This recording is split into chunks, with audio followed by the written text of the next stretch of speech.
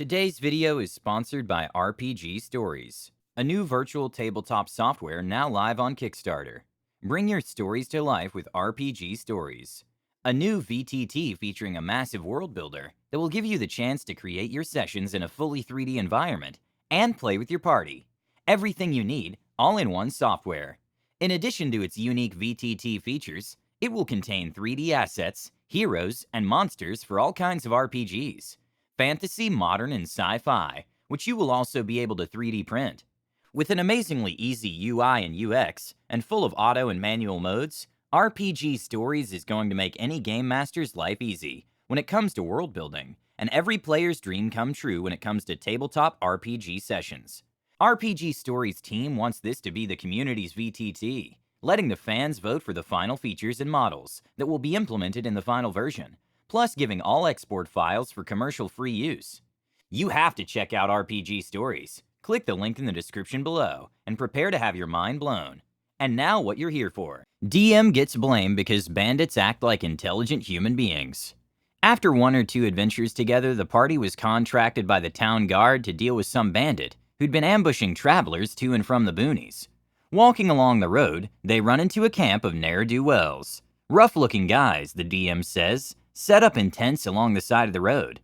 As the party approaches, the ruffians laugh at what was apparently a dirty joke. The party's face hails the men, who get quiet all of a sudden. After some small talk, the face tells them that he and his fellows are looking for the bandits troubling the road. One of the toughs, a gruff man with only one good eye, replies, "You don't say." Tension hangs in the air. "Yes," says the face. "Would you happen to know anything about that?" "What are you implying?" One Eye answers. "Well," the face says, "if you've been camped out here for a while, you've probably seen something, or maybe heard from some people who were attacked." The DM isn't sure where this is going. Face is being very friendly, and none of the players seems to be expecting a fight. DM asks for a perception check. Everyone passes, and DM tells them that these men look like real rough customers. Most of them have scars. All of them are wearing patchy leather armor. All of them are armed with worn but lethal-looking weapons, whom they also all have their hands on. Most of them have recent cuts and superficial wounds, and all of them are keeping their eyes on the party. Face smiles, understanding what the DM's getting at, or so he thinks. "In fact, from the look of it, you seem to have had some trouble recently. Maybe a scuffle with these same bandits?" One Eye stares, saying nothing but looking a little confused. "Since you're not dead, you obviously managed to drive them off, yes?" Face continues. "Did you happen to see which way they fled?" Another party member cuts in. "If you can help us find their hideout, we'll gladly give you a share of the reward." One Eye tells the party to hold on a second, then confers with his men out of the party's earshot. After a minute or so, One Eye comes back. "Yeah, we tussled with them," he says. "In fact, we know exactly where they're holed up. They're too tough for us, but you lot look like you wouldn't have much trouble. Come on, we'll show you." A quick hike takes the party and their new comrades into the woods, to a cave on a hillside. A short distance inside the cave, they come to a rope bridge stretched across a chasm. One Eye tells the party to go first. There's trouble on the opposite side. The party does so. "Are the bandits close?" the face asks. "Very close," One Eye says. "In fact, they're right behind you." And the bandits cut the ropes, collapsing the bridge and sending the party tumbling into the chasm, all while One Eye and his crew laugh. The players immediately call shenanigans on the DM. "What the hell?" the face says. "Why are they betraying us for the bandits?" "Those were the bandits," the DM says. "Bullshit," says another player. "If they were bandits, they would have attacked us on sight. You're just making shit up to punish us." "Why would they have attacked you?" asks the DM. "They're bandits," the player replies. "It's what they do. They attack people on roads and take their stuff." Another player cuts in. "Yeah, it's a dick move, man. It feels like you just decided they were the bandits on a whim." Everybody is glaring at the DM. Everybody is pissed. "Look, bandits are like predators," the DM says. "They don't attack the strongest prey, but the weakest. The people who travel this road are small peddlers and farmers. You're mercenaries with weapons, armor, and magic. They're not going to pick a fight with you if they can avoid it." "Screw you! You're just a shit DM. How are we supposed to fight them if they won't attack first?" "You could have attacked first," the DM says. "You're working for the town guard, and they're obviously—" "All the more reason they would attack us!" a player cuts in. The DM looks around in disbelief.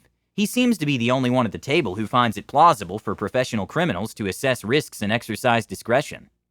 DM quickly moves on with the party landing at the bottom of the pit, forgetting about fall damage to mollify them, which segues into a dungeon crawl to get back to the surface. In the end, the players consider it a satisfying session, but to this day they consider this incident to be a huge gaffe on the DM's part. They can't comprehend that a bandit could be anything other than an automaton who sees adventurers and flies into a homicidal rage to shake down a heavily armored party for a few coins to buy dinner. Heaven forbid that the NPCs be at least as intelligent as the players. DM does a great job, while the party fails a common sense check.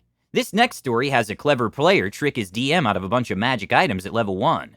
Be me, Hubert Homebrew, running my first campaign. Start very first session. Party starts out in a tavern. Classic trope, I know. Being hired to help an NPC cleric create a cure for a newly arising plague.